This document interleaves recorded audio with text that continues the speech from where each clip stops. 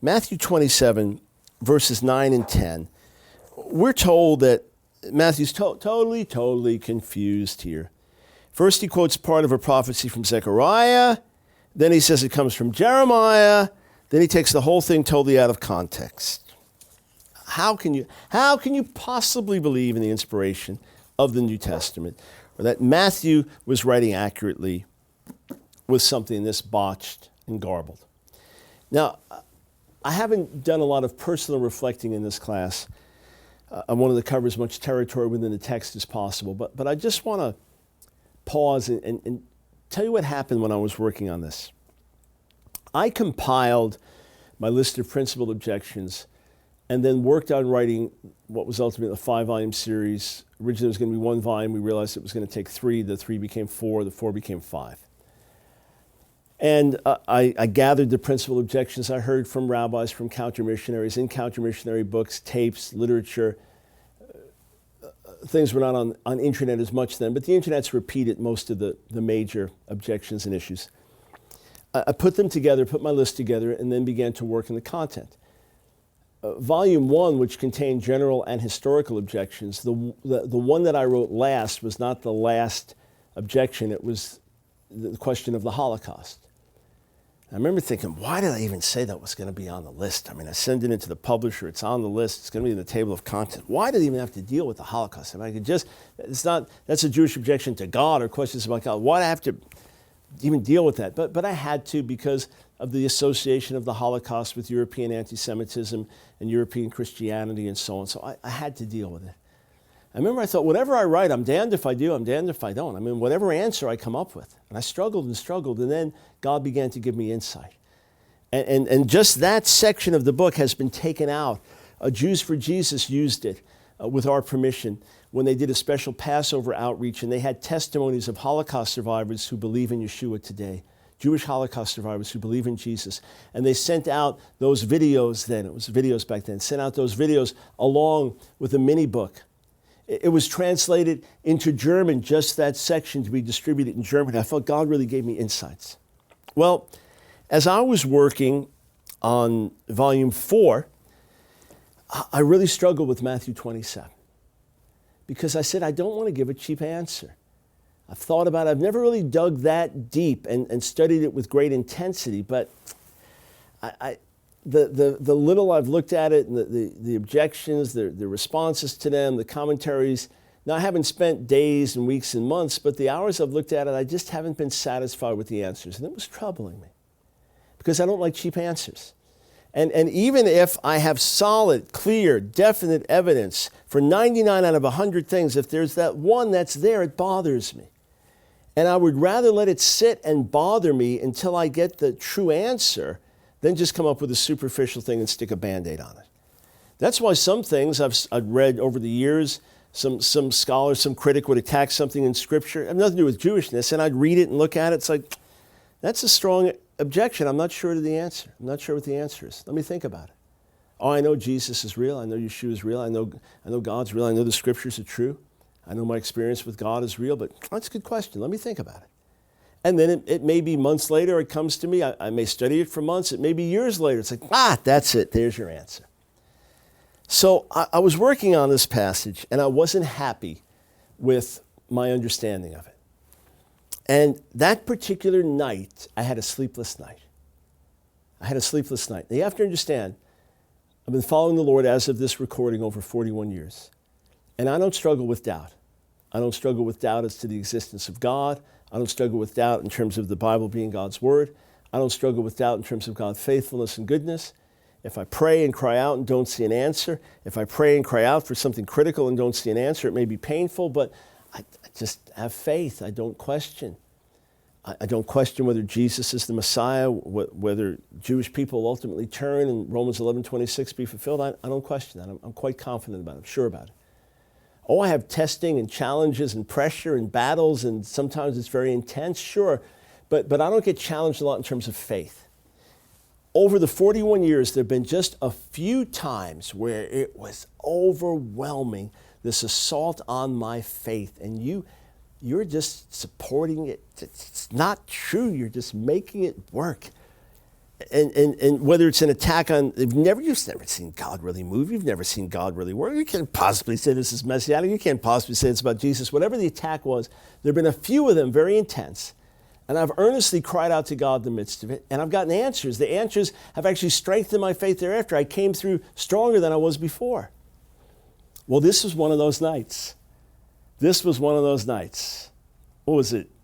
10 years now, maybe 8 years ago, something like that. A sleepless night. Every objection seemed to hit me. Every attack on the New Testament seemed to hit me. Every atheistic assault on the reality of God seemed to hit me.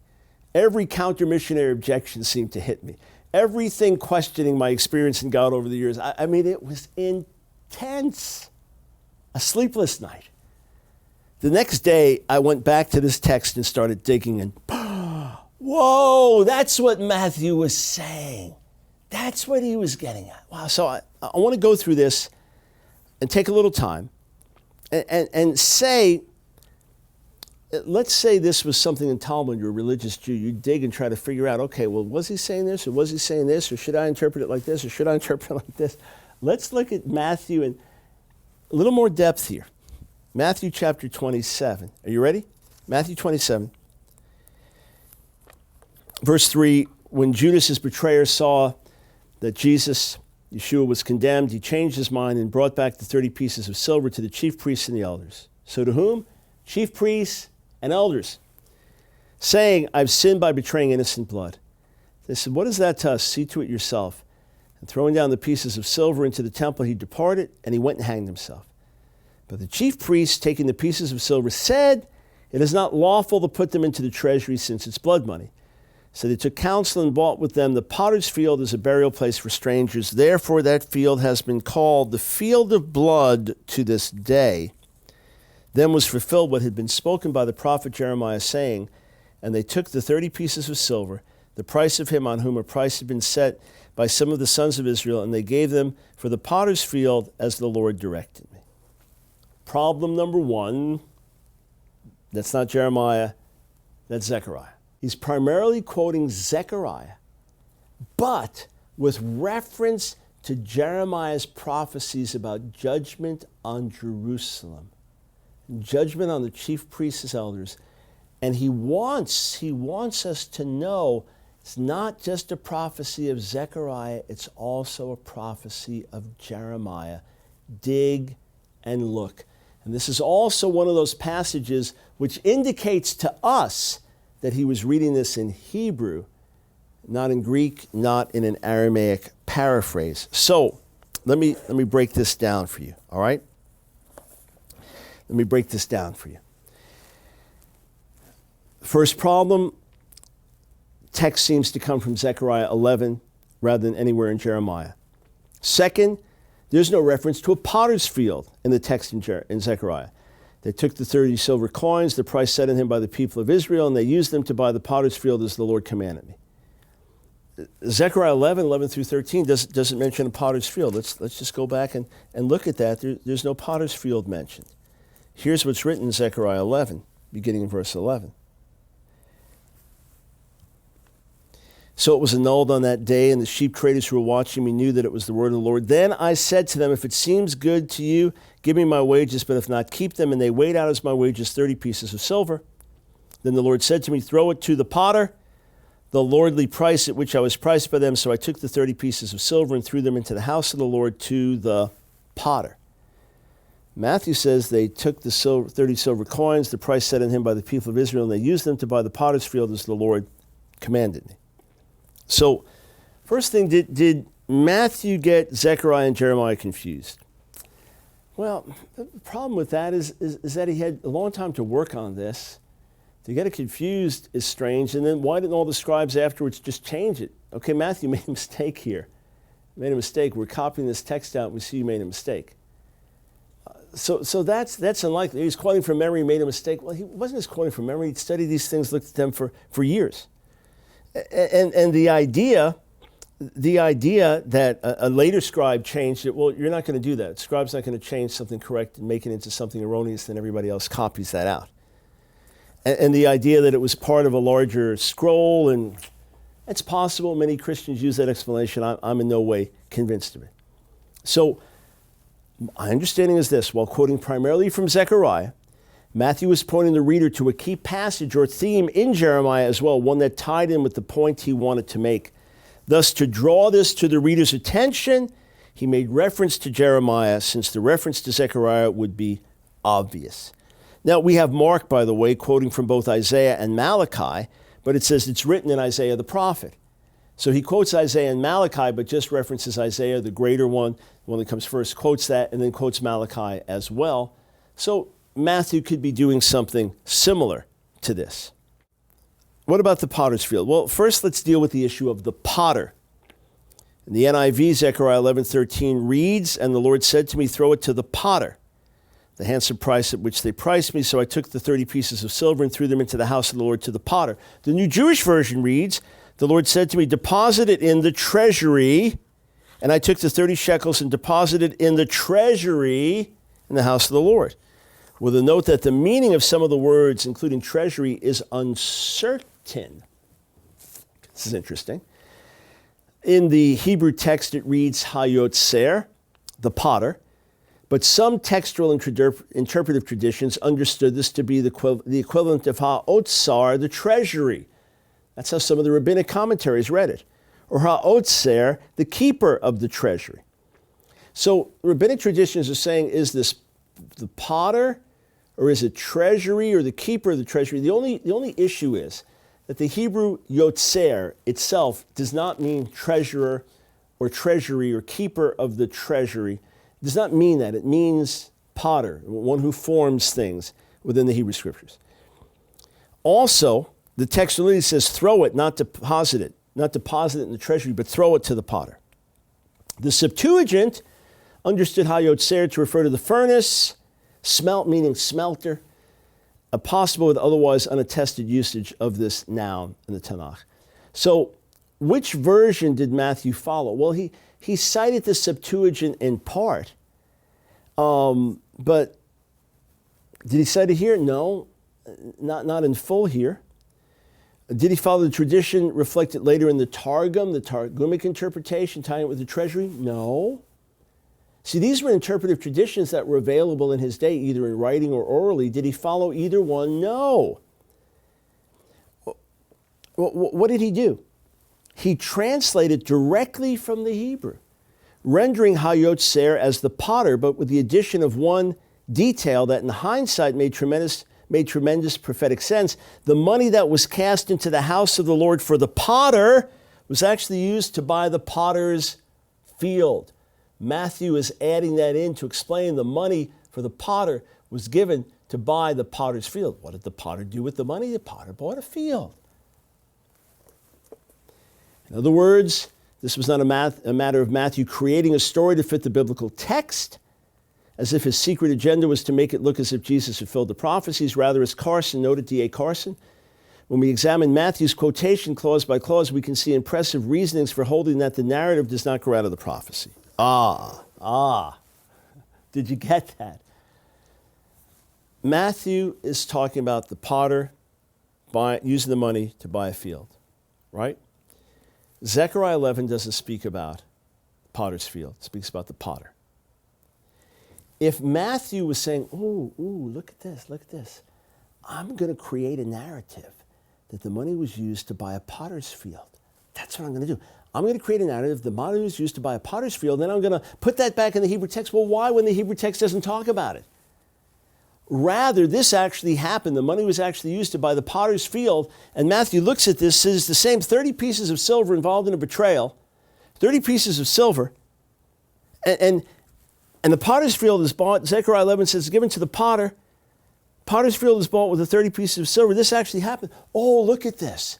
He didn't create the text in Matthew to line up with something that wasn't in Zechariah. Something actually happened in his day. And when he looked back in Zechariah, he said, what do you know? Look at this. But let's go further with this. Let's go further. Why did he make reference to Jeremiah? It's one thing to say, okay, small jump. I took the 30 pieces of silver, threw them into the house of the Lord to the potter. Small jump from that to the potter for his field. I mean, that's nothing. Why did he make reference to Jeremiah? Wasn't this prophecy close enough? Why didn't he just say Zechariah? Why did he make reference to Jeremiah? There's a reason for it. There's a reason for it. Any reader familiar with the scriptures would have known that the verse itself was drawn from Zechariah, not Jeremiah. So there must be something else to which Matthew was pointing. Now, some said, well, maybe he talks about the potter in Jeremiah 18. Interesting, but no real connection. Well, he buys a field in Jeremiah 32. Is it talking about buying the field? No. I don't think so there. Jeremiah 19. Jeremiah 19. This is the larger prophecy, Jeremiah 19 and Zechariah 11. Check this out. Jeremiah 19, the prophet is commanded by the Lord to buy a clay jar from a yotzer potter. And he's to take it in the presence of the elders and the priests. Remember Matthew 27, the chief priests and the elders? And he's to go to the valley of Ben Hinnom near the entrance of the potsherd gate. And he's to proclaim a word of solemn judgment. This is what the Lord Almighty, the God of Israel, says. Listen, I'm going to bring a disaster on this place that will make the ears of everyone who hears it tingle. 19:11, this is what the Lord Almighty says. I will smash this nation and the city just as this potter's jar is smashed and cannot be repaired. Now, look at this. 19:4. Not only would God destroy Jerusalem because of its idolatry, but also because, quote, they have filled this place with the blood of the innocent. Matthew 27:4. What does Judas say? I have betrayed innocent blood. What happens to Jerusalem as a result of the betrayal of innocent blood in Jeremiah's day? City destroyed. What happens to Jerusalem as a result of the betrayal of the Messiah and shedding of innocent blood? City destroyed. And interestingly, just a linguistic connection, a yotzer, a potter, connected with Jeremiah 19 and connected with Zechariah chapter 11. And hang on. It was this blood money that was used to buy the potter's field, called what?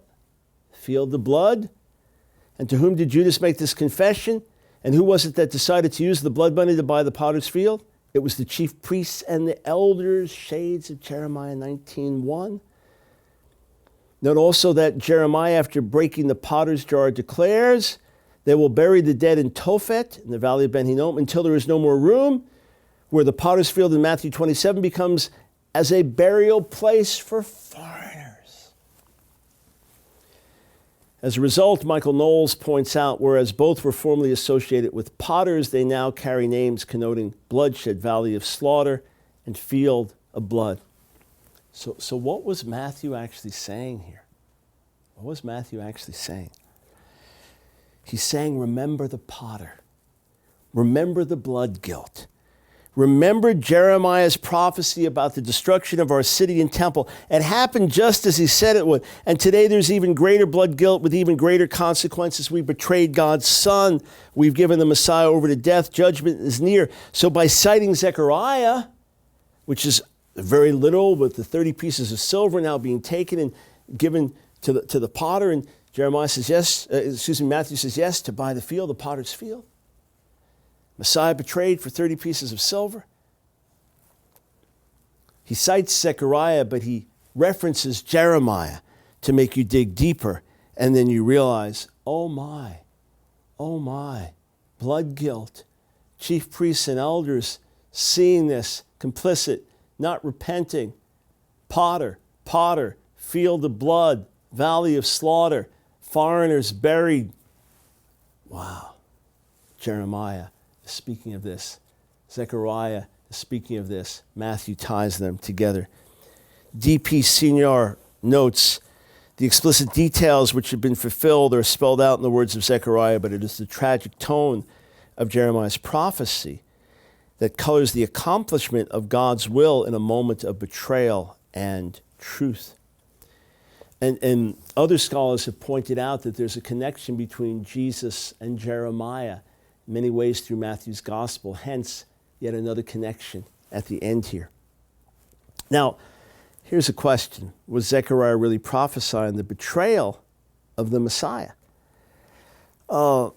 Listen to what the Jewish Study Bible says. This is written by leading Jewish academics. Many ancient readers found in Zechariah numerous references to messianic times. As expected, some early Christian readers understood them in Christological terms. See, for instance, Mark 14:27, Zechariah 13:7, smite the shepherd, the sheep will be scattered.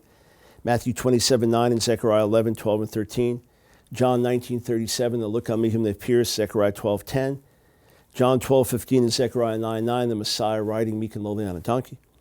Rabbinic Judaism interpreted many of these texts in relationship to Messianic times as well. Messianic times still to come, they say. Zechariah 3:8, 6:12, and the Targum are understood with reference to Messiah. Zechariah 12:10, pointing to the Messiah from the house of David in the Talmud, Sukkah 52a. But is there messianic significance to Zechariah 11:12 and 13? You know, it's fascinating. Rabbinic interpretation here is all over the place. They weighed out my hire 30 pieces of silver. Targum Jonathan, this is Rashi, paraphrases, and they performed my will with a few men. There were a few good men among them, such as the craftsmen and the sentries, Daniel, and so on and so forth. But I do not know how to explain the expression here of 30 pieces of silver exactly. Rashi says, I don't know, except that kesef, silver, is an expression of desire. Our sages too explained it in this way: the bundle of desirable ones he took in his hand. The 30 they explained in the following manner: there are 45 righteous men in every generation. They brought proof from Hosea 3, and on, to get to 15, down to 30, and 15 in Babylon, 30 in Israel. I took the 30 pieces of silver, cast them into the house of the Lord in the land of Israel. Number 30 is explained by the Midrash, that our father Abraham was promised that no generation would have fewer than 30 righteous. It's like, what? It's all over. It's 30 pieces of silver. Here, summary of what rabbinic commentaries said: standard wage for a shepherd, 30 pieces. The 30 pieces allude to 30 righteous people who are alive in every generation, and on and on. No. Matthew sees this is talking about the shepherd. This is talking about the shepherd who's betrayed, the shepherd who's rejected, the shepherd who represents the king, the ruler of the people. And it literally happens with regard to the Messiah. He's sold for just 30 pieces of silver. He's betrayed. And then the money given to the potter, Matthew says, to buy the potter's field. And then the striking parallels between Jeremiah 19 and Matthew 27. So I take time to say, the deeper you dig, the more rich insight you get. Put against the grid of Jewish interpretation of the first century, this is amazingly sober and deep.